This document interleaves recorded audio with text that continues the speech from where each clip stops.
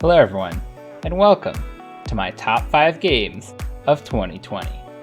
To clarify, this list is my 5 favorite games I played last year. These games may not be objectively the best games from a design perspective, but seeing as I care a lot about that, they likely will line up pretty well. This also means that they weren't necessarily released in 2020 either. Although given that I try to follow along with the current culture of gaming, I usually play most major releases each year.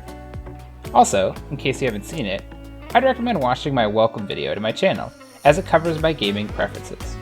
Meaning if you watch it beforehand, you'll get a much better sense of why I chose the games that I did.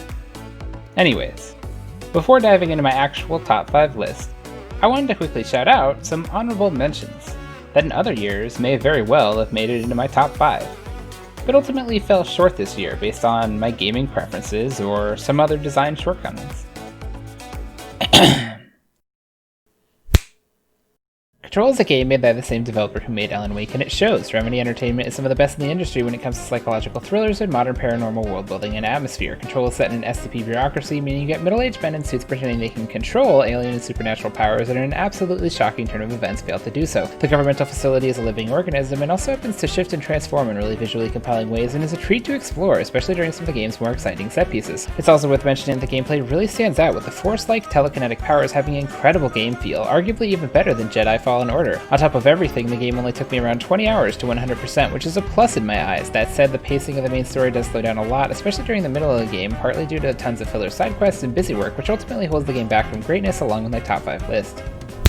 Everyone knows about Half-Life 2, but 2020 was the first time I've ever played it. I was surprised at how well it holds up, even by modern game design standards. Most notably, the level design and variety of gameplay is honestly some of the best I've seen in a game, even today. A large part of why that is due to the physics-based gameplay. I didn't realize it until I played through the game, but Valve seems to be a developer focused on giving the players tools rather than weapons, and is able to stretch every mechanic to its fullest potential, generating more and more creative uses for them each time. Every level, the atmosphere, level flow, mechanics, and almost every element seems to be completely fresh, and it's something more modern games could learn from to keep their content continually engaging over time. That said, the physics-based gameplay makes the game relatively loose to play, which meant that mechanically the experience didn't keep me as glued to my seat as I usually hope for in my gaming experiences, holding it back from my top 5 list. Life is Strange Before the Storm is a narrative adventure game, meaning it really didn't stand a chance to make it into my top 5 list from the get-go because of the complete lack of mechanically engaging gameplay. That said, the story was literally so strong that I couldn't help but add it to my honorable mentions list. I was really impressed by the game's ability to make me as a player feel so frustrated at my parents that didn't get me, and my school for creating obligations that were wasting my time. I wanted freedom and independence, but felt completely trapped by a lack of funds and being tied down to my parents' house that I had to keep going back to each night unless I wanted to run away and sleep on the streets. At the same time, despite my parents not understanding my feelings and forcing their parenting style on me, I also knew it was because they loved me and were trying to do what they thought was right, meaning my feelings of anger and resentment were sullied with an unescapable feeling of guilt for wanting to leave them so badly because I knew they'd be devastated. The fact that I could feel those emotions so deeply throughout the experience is a testament to the writing of the game and why it's absolutely worth mentioning here. Prey is one of the best immersive sim games I've played. For reference, the immersive sim genre includes games like Dishonored and Deus Ex and focuses on the gameplay systems that allow for a large amount of player expression and freedom when tackling the challenges and exploration of a world. Prey is set in a sci-fi space utopia that's been invaded by an unknown alien force, and the elements of the space station are super compelling, especially the technology known as Looking Glass. It's also worth mentioning that the opening sequence for the game may be one of the best of any game I've ever played. The game's only fault really around why it's not in my top 5 list is just because I tend not to like immersive sims due to the slower pacing of the gameplay. If immersive sims, sci-fi settings, the movie Alien are your things, you really can't go wrong with this game. Red Dead Redemption 2 has the best character writing in any game I've ever played, with the star of the show being Arthur Morgan. His character development was worth playing the game alone, and something that every person interested in character writing in games should experience. The game takes its time showing how the band of Western thieves grow and change over the course of coming to terms with the development of society in a previously lawless land, which is both the game's greatest strength as well as its greatest weakness. The gameplay and story are both slow and methodical, meaning by the end you're able to look back and be impressed by how far you've come and how much has changed, yet at the same time the slow burn of the experience is really grating at the beginning. And in general, the game tends to sacrifice moment-to-moment fun in favor of supporting the larger narrative goals. It's worth it for the payoff, but any game where the first 10 hours are pretty explicitly boring is a tough sell and tangibly holds the game back. Superliminal is a short but sweet game, which is exactly my jam. At only 2 to 3 hours, it comes in with a fresh gameplay mechanic and a simple yet bold aesthetic and explores and utilizes them to the fullest. Similar in gameplay to Antechamber and The Witness and similar in aesthetic to the Stanley Parable, it manages to create the best of both worlds. It's also much more focused on blowing the player's mind through compelling moments rather than challenging puzzle gameplay, which is far more preferable to me. My only gripe is that the story and narrative really didn't hit the mark, yet mainly I appreciate how much the clever writing of the Stanley Parable added to that game and how the lack of it can dampen a game experience like this.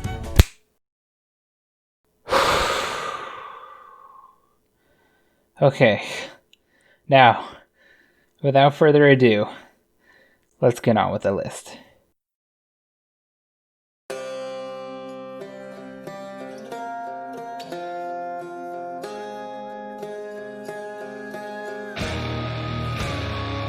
I'm assuming it's no surprise that Hades made it into my top 5 game list, given all of the praise and Game of the Year nominations it's gotten. I love Supergiant Games as a studio. I've played all of their other games, and Bastion is one of my favorite games of all time.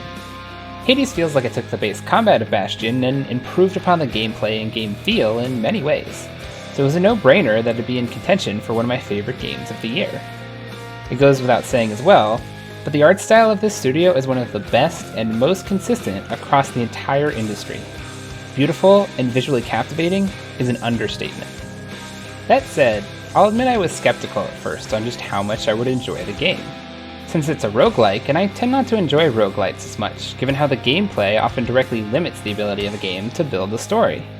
If you've played Hades or heard a review about it, you no doubt know that in spite of this, they were able to overcome the problem and integrate the gameplay loop directly into the narrative, progressing the story over time each time you die, and conveying the story through excellent character writing and exceptionally charismatic voice acting. It was tempting to put this higher on my list, but as a completionist, I completely finished the story, including the epilogue. It was during the post-game that I felt the pacing took a big hit for the worst, and particularly when trying to max out certain relationship bonds, the game slowed to a crawl, to the point where I felt forced to repeatedly run it down time and time again, just to get the story to catch up. Additionally, I would say that over the 90 plus hours I played, the same 4 levels started to be pretty noticeable about halfway through. Some extra variety in either the level order or through different environments would have helped flesh out the game to match the story content just a bit more, like unlocking an extra area during the postgame. Overall, these are minor gripes, but the main reasons why Hades gets left at my number 5. On the topic of roguelikes,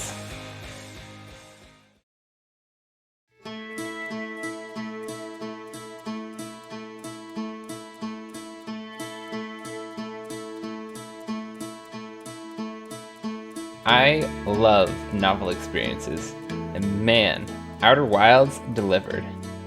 Not to be confused with the Obsidian space RPG with a similar name, Outer Wilds is a roguelike where exploration is the gameplay, and meta-player knowledge is the progression system. In other words, you can only ever truly experience this game once, because once you know the world, you've experienced the game. For this reason, I won't spoil any specifics in this section in case you're interested in playing it, but speaking in broad terms, the planets are the stars of the show, with each one feeling incredibly unique in both the history you can uncover to the actual physics of the planet itself.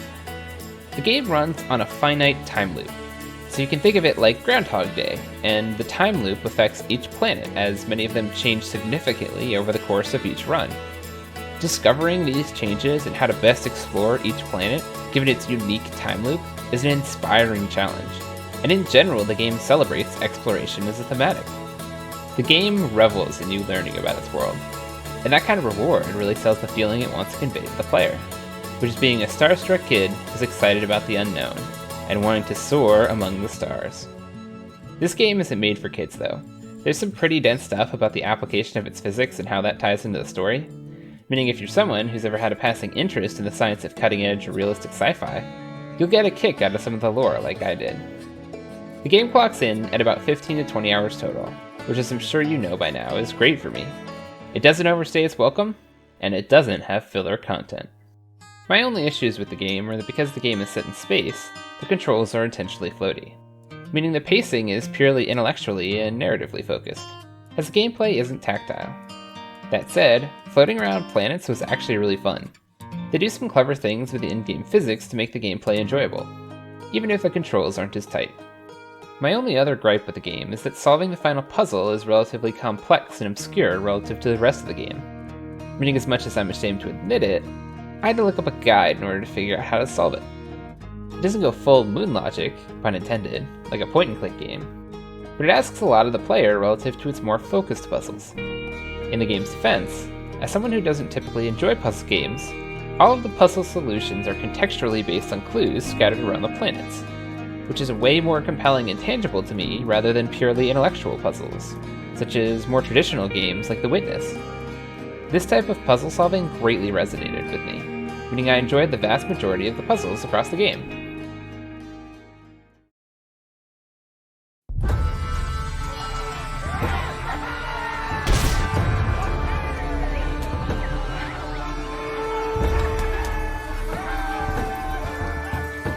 Alright, so before I dive into why this game is number 3 on my list, it's important to disclose that I currently work for Riot Games, meaning bias may very well exist. Ultimately, it's up to you if you think that's the case, but it's important for me to mention either way. With that said, Lore has been, and is currently, one of my go-to comfort games. For as long as I can remember, I've had games that I go back to almost daily when I'm feeling burnt out and need to unwind and feel good about making progress through simple yet satisfying gameplay. Growing up, this was mainly World of Warcraft for me, and has been again lately with the release of Shadowlands. But the other primary game that's filled this need for me has been Hearthstone since its release. I wouldn't consider myself a fan of TCGs to be honest, but Hearthstone's simple gameplay and excellent game feel continually kept me coming back day after day to complete my daily quests, as well as slowly earn cards and climb the rank ladder over time. That said, these games are never truly my main game, meaning I almost never actively prioritize playing them over other single-player games, unless I'm close to some noteworthy cutoff, like hitting Legend in Hearthstone for the first time. While I do thoroughly enjoy the game feel Hearthstone provides with how satisfying it is to tap away at the board and fling cards around, the randomness never fails to tilt me. There are countless moments where the opponent pulled out an instant "I win" RNG roll that would straight up tilt me into oblivion. On top of this, every expansion usually costs me at least $100, just to enjoy a new deck or two. It's necessary to spend that much in order to even play the game effectively when a new expansion comes out. That entry fee feels awful as a player, especially since at scale that means in order to experience all of the new content, players are expected to pay upwards of $400 each expansion. As you can probably see where I'm going with this, Legends of Runeterra directly addresses each of these issues. There's almost no randomness, and I haven't had to spend even a penny on cards for the game. Any money I've spent has been to get cosmetic items like a new theme for my board or a new card back. I can't stress how refreshing that feels, and as someone who likes to play these games because of the progression, completing my daily quests in order to fill out the progression paths for each of the factions to get all of the cards feels incredibly rewarding. And as such, Legends of Runeterra has become my new main comfort game. I even hit Masters twice just because I was enjoying playing it so much. I still play Hearthstone, mind you, but it's only after I finish all of the Legends of Runeterra quests, since in many ways the game just feels like a straight up upgrade for me. The cards are super kinesthetically pleasing to play, especially the champion cards with their custom animations. And the game supports many of my favorite deck archetypes too, such as Ramp and Mill. The only reason it's not higher on my list is because TCGs just aren't a main game for me, due to its multiplayer elements and a lack of an overarching story. But those aren't criticisms of the game, just my personal preferences.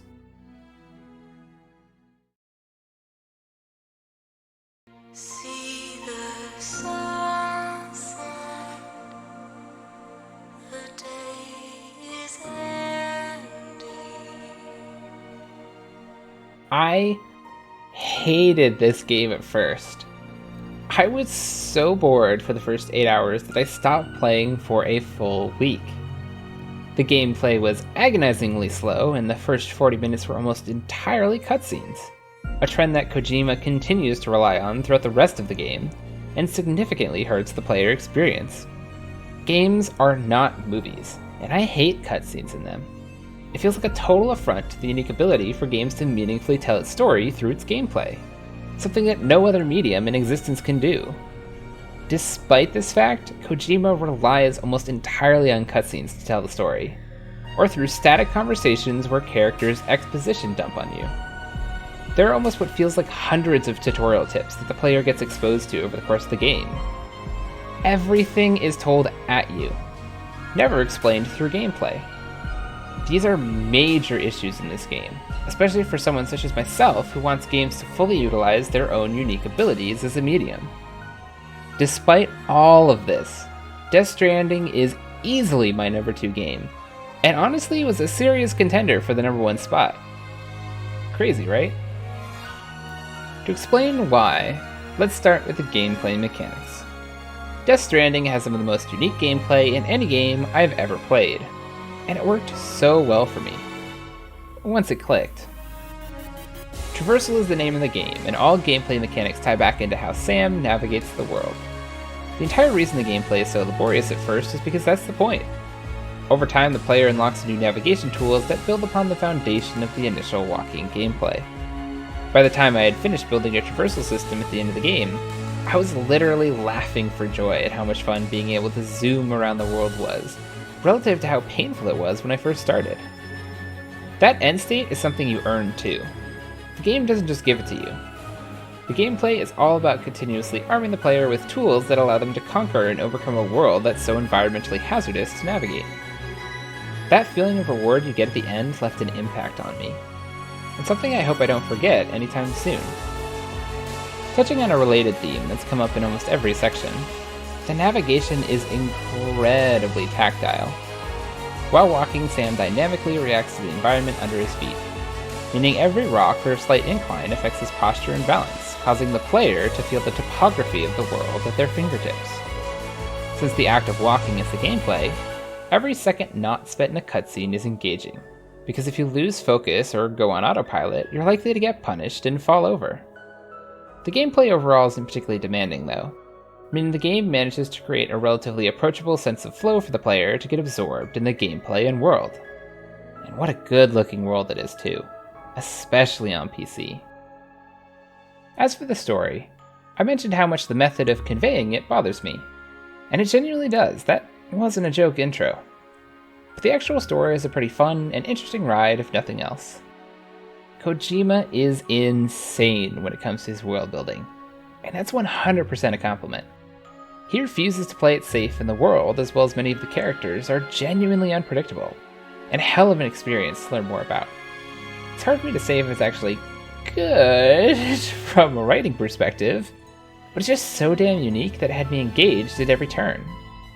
One character in particular, Hartman, really left an impression on me, both in the writing for his backstory, but also just for the uniqueness of his concept as a character. I even ended up making a Dungeons & Dragons character in service of him, just because of how much I loved the concept. Death Stranding is the definition of a flawed gem. Because even though some of the game design choices are huge red flags for me in my book, the game is shameless about taking risks both in its story and its gameplay, and I absolutely adore it for it. As luck would have it, this theme is actually pretty similar for the final game in my list.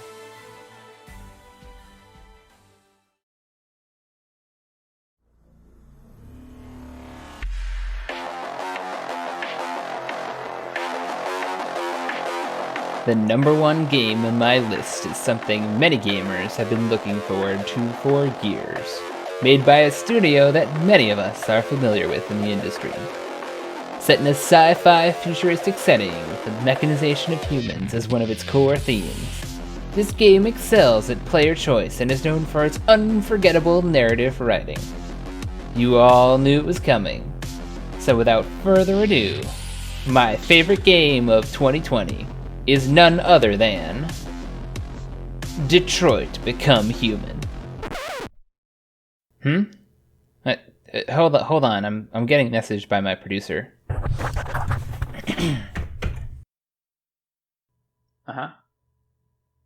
Yeah. You mean this wasn't the Android game everyone has been anticipating for years? The buggy one that was unfinished? The one I haven't even played yet because I'm waiting for the studio to patch it more?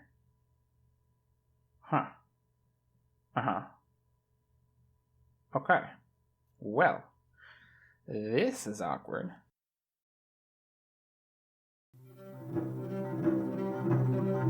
Detroit Become Human is an adventure game, mechanically similar to Life is Strange, meaning it really doesn't have much game feel at all. It also has a solid 78 rating on Metacritic, meaning it's not even widely regarded as a great game, and to be honest, I'd agree in the same way that I had major issues with Death Stranding. That said, just like with Death Stranding and Kojima, David Cage has a clear vision for what he wanted the game to be, and damned if he isn't going all in towards delivering that vision. The game aspires for way more than it realistically had any shot of achieving in terms of its ambitions to tell a story. But the fact that it tried so damn hard in the first place and the ultimate resulting game was a literal thrill ride that had me bursting with anticipation, excitement, and glee time after time. Each moment elevated through an utterly phenomenal soundtrack. The game is all about its story, so I'm not going to go into any specific details as per usual to avoid spoilers, but speaking broadly, the game is basically a B-movie about androids, if the drama, action, and suspense levers were cranked up to 1,000%. It's a detective game where you play as 3 different characters and thus 3 different perspectives, and as with any well-paced medium, it builds up the stakes over time as the different characters' stories begin to increasingly intertwine. Fun fact, they brought on 3 separate composers for this game so that each character could have their own unique musical soundscape. Now, if you remember, just a few minutes ago, I was criticizing Death Stranding's over-reliance on cutscenes, and as a narrative adventure game, this game is almost entirely interactive cutscenes. Detroit works for one primary reason here. The game has meaningful choices. So much so, in fact, that it is by far the game with the most meaningful choices of any game I've ever played, and I do genuinely mean that. The game cleverly shows the player a choice web after each level to indicate all of the possible alternative paths that could have transpired if they made different choices. And by the final levels, there are a significant amount of differences in paths that are just mind-blowing.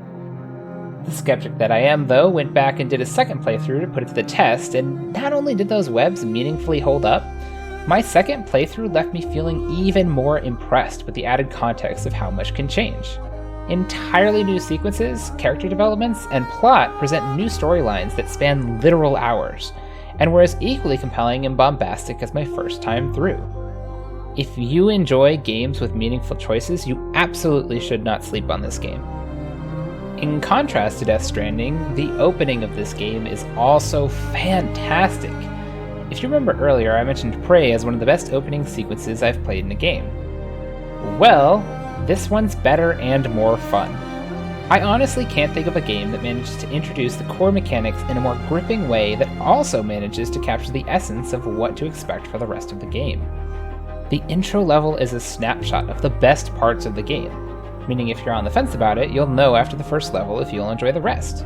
And I honestly can't think of a better way for a game to kick things off. At its heart, Detroit Become Human prioritized creating memorable and above all fun moments for the player, and in 2020 that was the best thing I could have possibly asked for.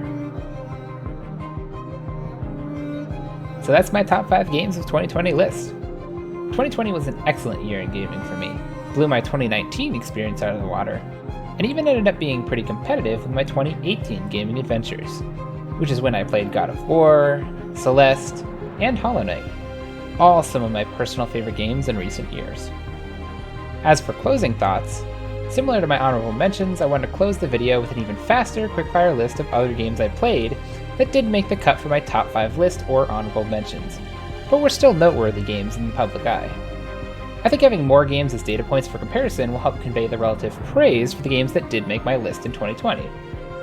If you made it this far in the video, thank you so much for watching. Your support means the world to me, and as much fun as I had playing the games this past year, I think we can all agree that 2021 is looking to be a much better year.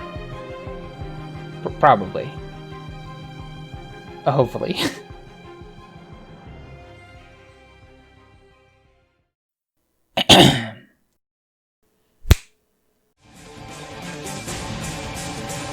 Other notable games I played in 2020 but didn't make the cut from my top list. Assassin's Creed Odyssey, a really good, just bloated open world game. The Last of Us Part 2, I appreciate what they tried to do with the story, but they replaced 2 likable characters from the first game with 2 dislikable ones. Ghost of Tsushima, beautiful aesthetic but repetitive and boring open world mechanics. Doom Eternal, really disliked the combat changes from 2016 that made the game harder, which killed the power fantasy. World of Warcraft Shadowlands, one of my favorite expansions to date with some of the best world building in the game, but the pacing gets absolutely destroyed due to gating. Horizon Zero Dawn, solid core combat with an open world that felt like wasted space. Spider-Man Miles Morales, more Spider-Man, but overpriced for what you get without significant iteration from the first. Animal Crossing New Horizons, literally just a series of chores. The Outer Worlds, New Vegas in space but with an IP that's less interesting.